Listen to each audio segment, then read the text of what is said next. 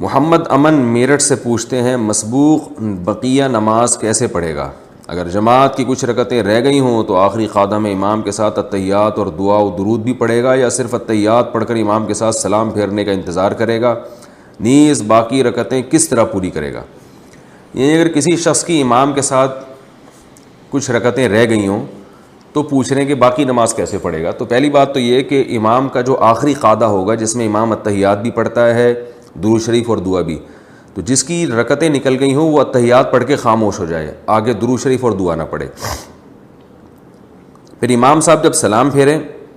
تو جب دوسرا سلام پھیرنے لگیں تو یہ اللہ اکبر کہہ کے کھڑا ہو جائے، اس کے بعد یہ ثنا پڑھے، پھر اعوذ باللہ من الشیطان الرجیم پڑھے، پھر بسم اللہ الرحمن الرحیم پڑھے، پھر سورہ فاتحہ پڑھے، پھر سورت ملائے۔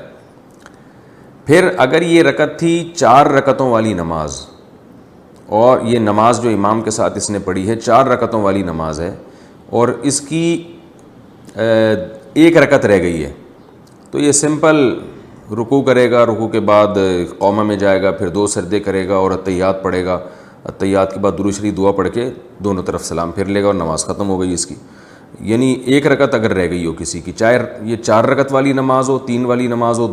2 رکعت والی نماز ہو، 1 رکعت اگر کسی کی رہ گئی ہو تو یہ کرنا پڑے گا۔ 2 رکعت اگر رہ گئی ہیں اور نماز ہے 4 رکعتوں والی تو بھی سمپل، جب امام سلام پھیرے گا یہ کھڑا ہو کے ثنا پڑھے گا، اعوذ باللہ بسم اللہ کر کے سورہ فاتحہ، سورہ فاتحہ کے بعد سورت ملائی، پھر رکوع سجدہ کرنے کے بعد دوبارہ کھڑا ہو جائے سیدھا، پھر سورہ فاتحہ پڑھے، بسم اللہ الرحمن الرحیم پڑھے، پھر سورہ فاتحہ پڑھے، پھر بسم اللہ پڑھ کے سورت ملائے، پھر رکوع کرے اور آخر میں التحیات درود شریف دعا پڑھ کے سلام پھیر لے۔ یہ اس کی حالت بتا رہا ہوں جو 2 رکعتیں رہ گئی ہوں کسی کی۔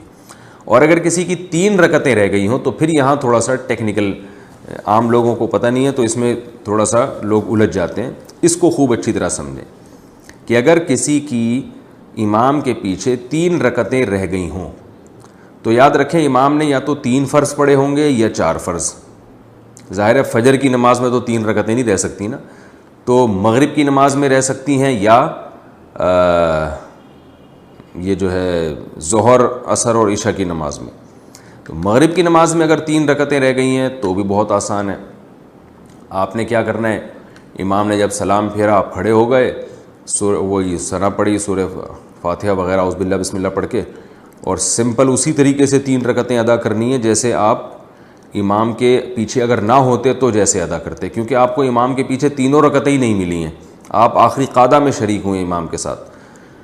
لیکن 4 رکعتوں والی نماز اگر موجود ہے، یعنی 4 رکعتوں والی نماز میں آپ کی 3 رکعتیں نکل گئی ہیں تو خوب اچھی طرح سمجھیں، یعنی آپ امام کے ساتھ صرف آخری رکعت میں شریک ہوئے،